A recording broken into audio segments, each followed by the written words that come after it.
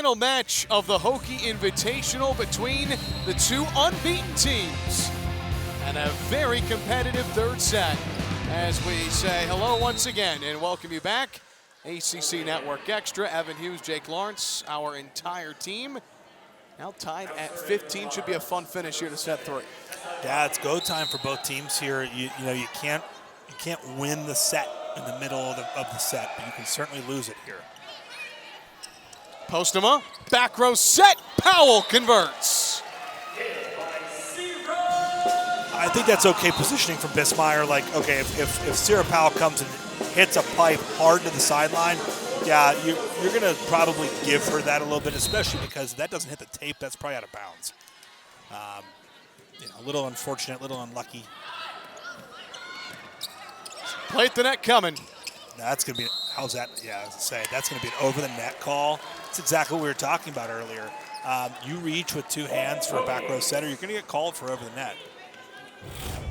And we're going to see it right here. Ball has to break the plane for it to be legal for Old Dominion. That ball broke the plane. I would say that is a back row block. Officials see it differently. Adelano, outside swing. That's blocked out of play. And we're seeing Old Dominion continuing to set Ashley Perot here in this third set.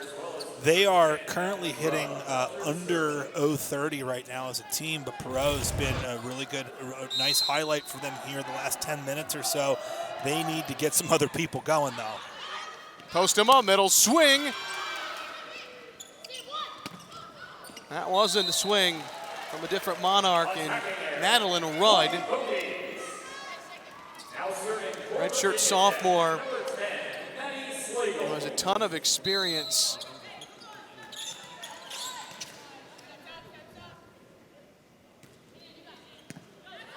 Adelano leaves it in the middle for Burgess, and that was knocked in the air from Aaron Bowman. Monarchs hanging around here as we go late into the third set.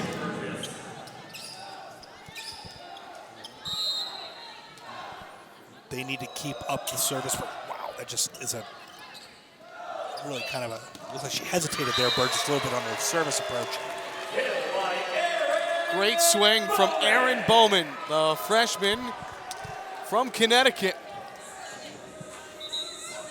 Coach Marcy Byers talked a lot about with us going into this weekend. You're going to see a lot of freshmen as you've said, early in the season, trying to figure out who are the players going to be on the floor as we get to ACC action. Yeah, I think that it's a great opportunity for people to show what they can do and show what they bring to the floor. And I think a couple of these positions are pretty well established. I think we're going to see Sarah Powell. I think we're going to see Bree Postema and Hannah Borer. Maybe Jenna Apple. We haven't seen her yet this weekend as the third setter.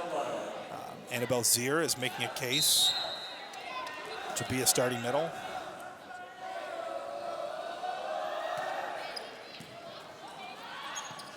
Fred Chow wants an antenna call. I think he's going to get it.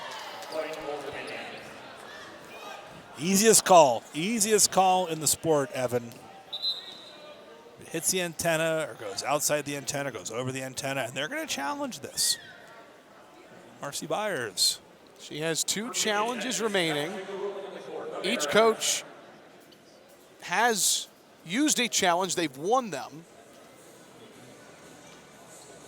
And we're going to look at this here. Oh, it's going to be still tough. That has to be over the antenna.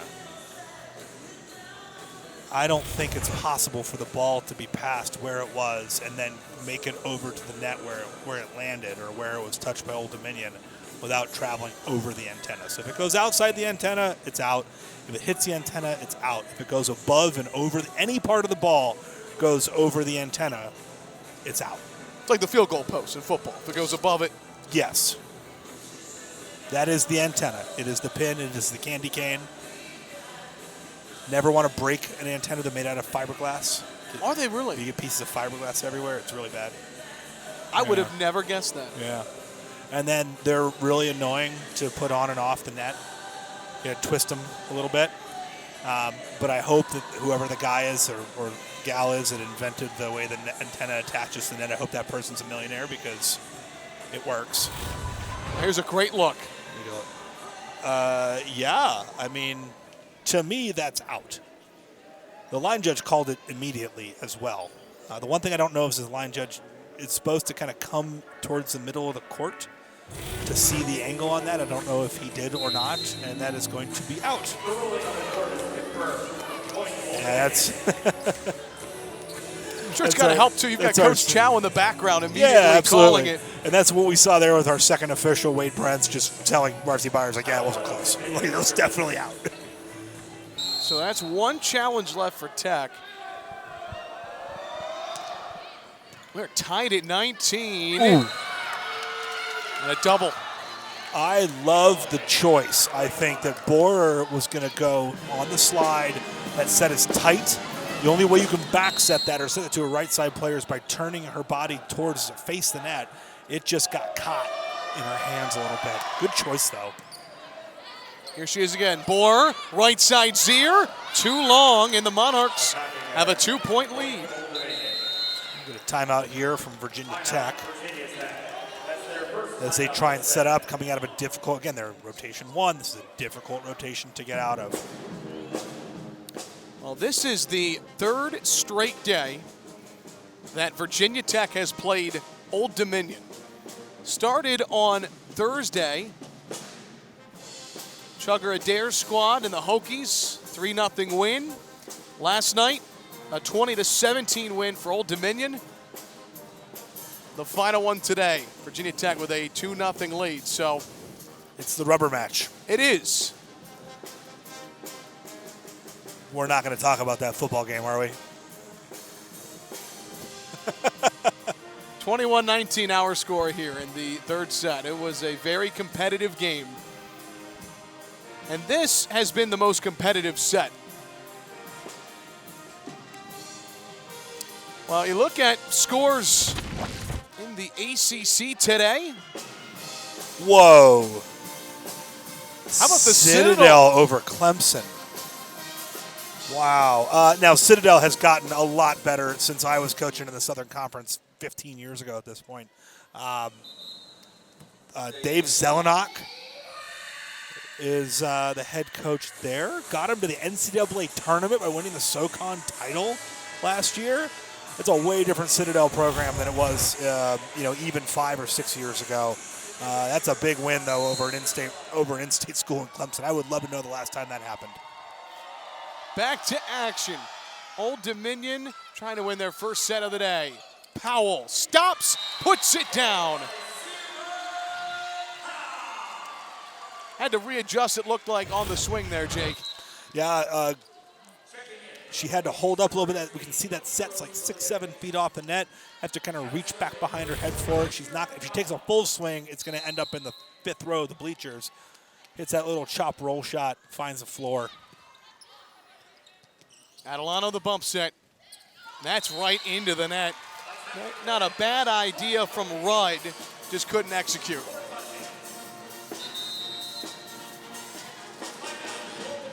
Old Dominion, a timeout as we are tied at 21.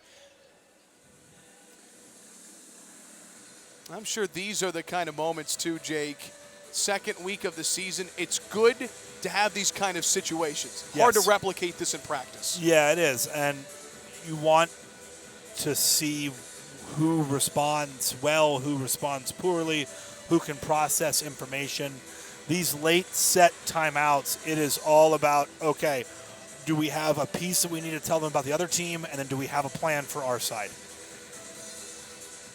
Well, we're a long ways away from crowning a national champion. But since 1981, the schools that have won a national title, West Coast dominant, Jake. Until the last about 15 years or so with the rise of Penn State. Obviously, Nebraska's done a great job. Texas got one 10 years ago, thereabouts. Wisconsin winning their first national championship in 2021 last year. And before that, year before that, the COVID season, spring of 21, University of Kentucky under Craig Skinner. Nobody would have thought that a non-Florida SEC school would be the first team to win an SEC national championship. but Kentucky got it done. Really, that was a really fun Kentucky team. So resetting here for Old Dominion. This has been a rotation. They've had some trouble, some overlaps here as well. This is row one, Mahdi on the left, Duncan in the middle. Not the greatest pass, and it results in a Tech point. It's a 3-0 Hokie run since the Marcy Byers timeout. That's tough. That's tough from Duncan. That's a hard thing. Even if you hit that ball over the net, where's it going to go? Is it going to be a kill? Probably not. So what you're trying to do, just tip that thing, keep it alive. So now you're looking again, rotation one. This has been not a good rotation for Old Dominion, and frankly not for Virginia Tech either when they've been in it tonight. Without seeing the side-out stats by rotation, I'd say it's been Old Dominion's weakest. You have Rudd on the right, Mahdi on the left, Duncan in the middle. You need to generate a good pass. Duncan has been pretty effective tonight as far as it goes. She's only hitting 154, but she's taking some good swings. They're going to stay spread here. Who's getting the swing for Old Dominion out of the timeout, Jay? How good's the pass? That's the real question. If I'm Virginia Tech, I'm coming at Mahdi. I think she's been a little shaky on serve receive. If it's a bad pass, it's going to go left side. If it's a good pass, it's going to Duncan in the middle. Look for Duncan on that kind of slower one ball, that kind of set that instead of being a foot above the top of the tape, it's going to peak about 2.5 feet above the top of the tape. The problem is when you run something that slow, Virginia Tech likes to bunch block. They put their blockers kind of starting in the middle of the court. You're going to see 2 or 3 blockers against middle attack here.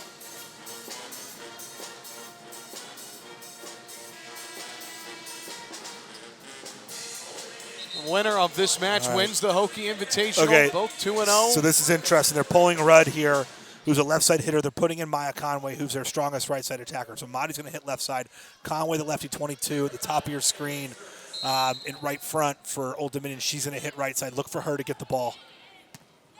Tough pass. And put down by the Hokies.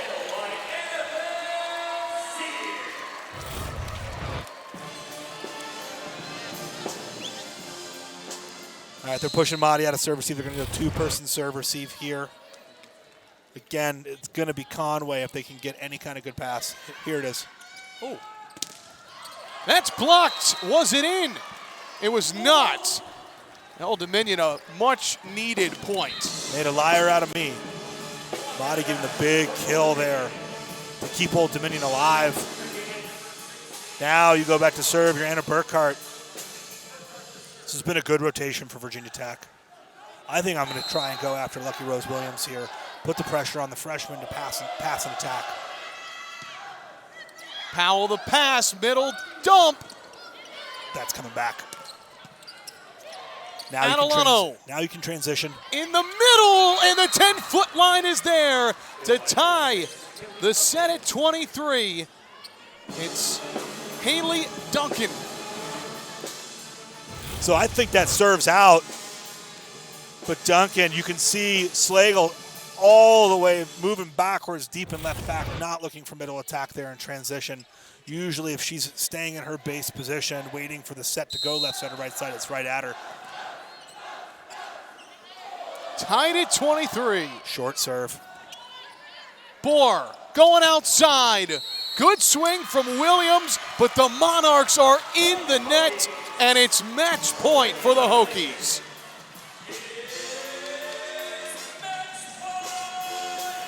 Got to stay out of the net. Like, you just got to stay out of the net. And Zier, the Blacksburg native, will serve. Middle swing. Zier, the bump set. Williams, the swing. It is long, but it's touched off a Monarch. Virginia Tech hangs on to win set 3, win the match against Old Dominion, and go 3-0 in the Hokie Invitational.